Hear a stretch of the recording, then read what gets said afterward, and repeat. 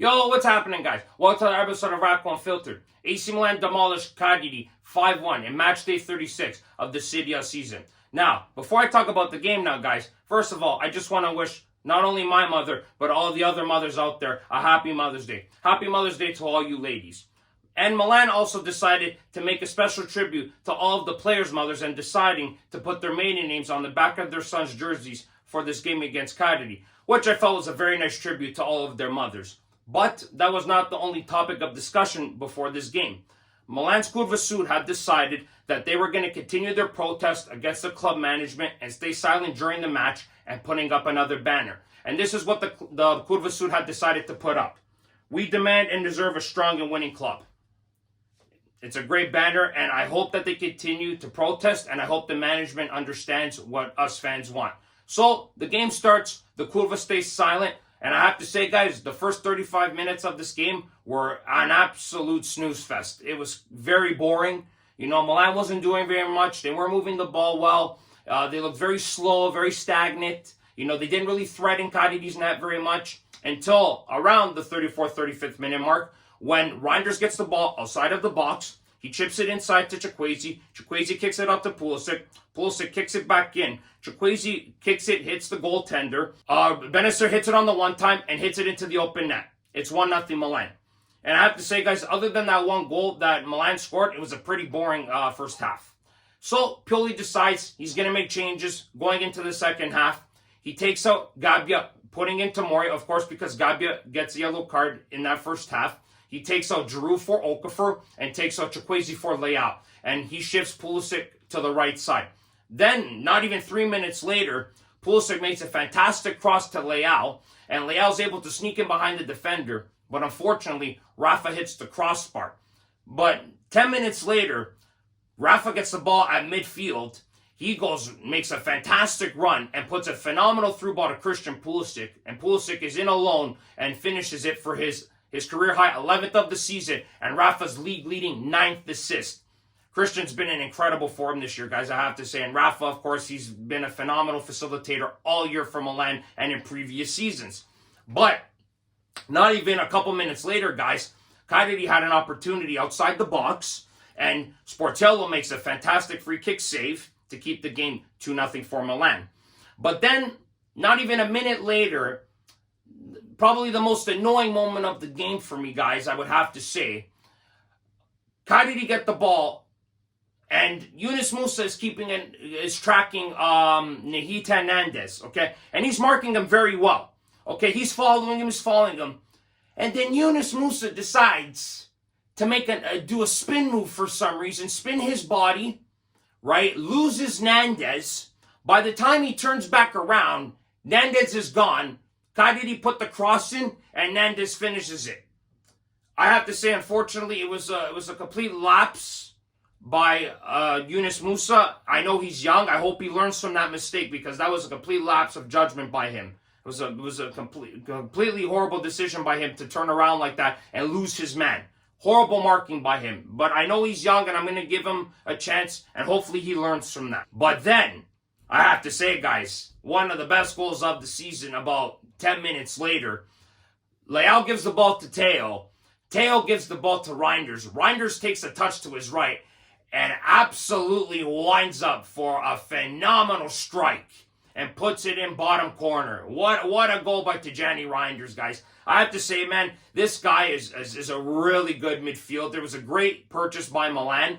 And if he can score more and make more assists, he is going to be an exceptional player for us down the line. And I think with a better coach, he will make him an even better player than he is currently. So it's 3-1 Milan, right? And then not even a few minutes later, Cagliari get a corner kick, and they hit the crossbar. And they almost make it again. They cut the deficit almost down to 1 and make it a 3-2 scoreline. But luckily enough, Milan was able to clear the ball out, and it stayed 3-1.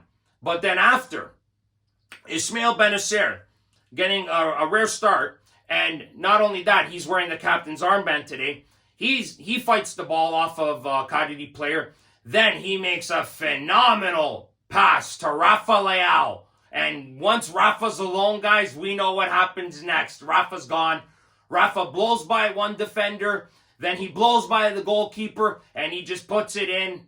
And Rafa's just smiling, going to the camera. And then he's got the Consensal last name of his mother. And everyone's like, oh, look at that. It's a connection to the possible next head coach, Sergio Consensal. And funny enough, Pioli made a joke about that, saying if he had saw that before the match, he wouldn't have let Leao played, right? So it was funny enough that Pioli made the joke about that, right? So it's all fun and games for him at the moment, right? So it's 4-1 Milan, you know, they're cruising, everything's looking great. And then not even a few minutes later, Okafor's got the ball on the left flank. He crosses it in to Pulisic. Pulisic takes a fake shot.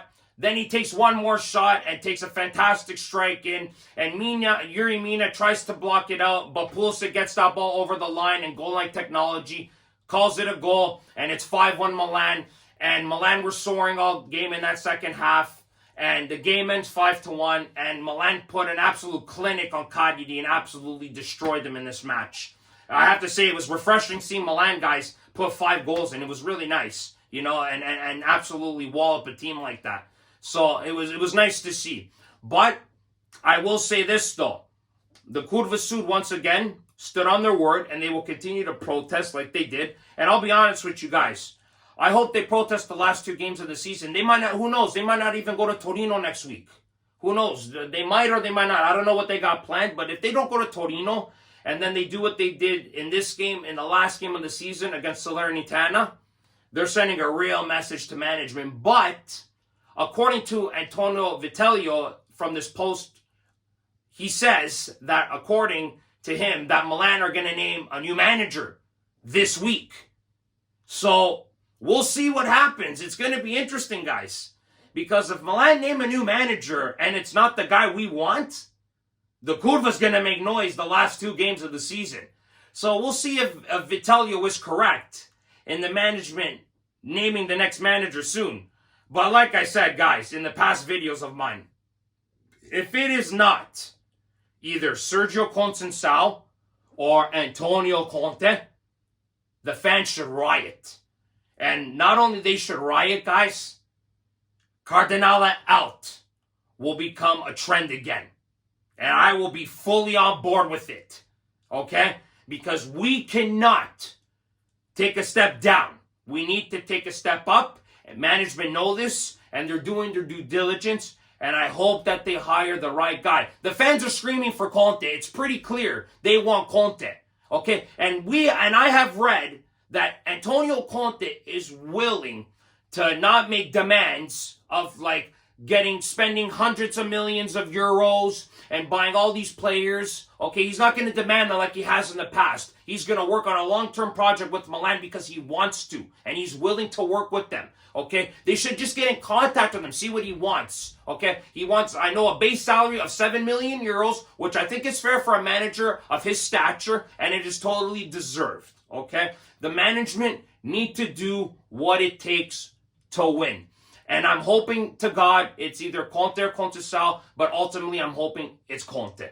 Guys, we'll see what happens this week. It's going to be interesting. There's only 2 match days left in this season, guys. It's going to be very interesting to see what happens in the transfer market after the season ends and what the next manager is going to want and who they're going to assign and who they're going to hire. But we'll see what happens, guys. Thank you guys for watching. Hope you guys liked this video. Click like if you liked it. Subscribe if you want to see more content, guys. And guys, remember, if you do not watch sports, you are more. Forza Milan. Ciao.